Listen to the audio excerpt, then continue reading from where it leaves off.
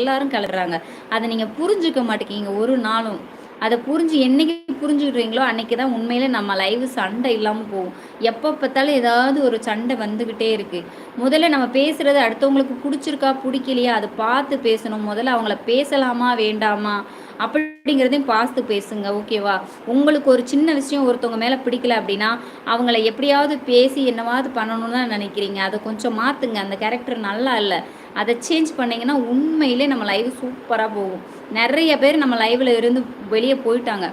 அவங்க வந்து என்ன காரணத்தினால போனாங்கன்னு எனக்கு தெரியாது. ஆனால் நம்ம பேசுகிற வார்த்தையை வச்சு தான் வெளியே போயிட்டாங்களோன்னு எனக்கு தோணுது. அதை கொஞ்சம் மாற்றினீங்கன்னா கொஞ்சம் நல்லாயிருக்கும். அவ்வளோதான் நான் சொல்லுவேன். சுகி தம்பி சூப்பர் அண்ணா. நான் நல்லா புரிஞ்சுக்கிட்டேன் கேம் ப்ரோ, நல்லா புரிஞ்சுக்கிட்டேன்.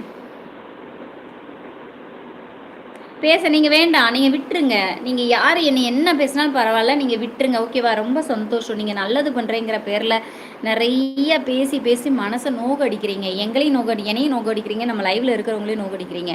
வேண்டாம், என்னைய தானே பேசுகிறாங்க, பேசிட்டு போகிறாங்க, விட்டுருங்க. என்ன பேசுவோம்? மிஞ்சி மிஞ்சி போனால் ஒரு 10 வார்த்தை வச்சுருப்போம்.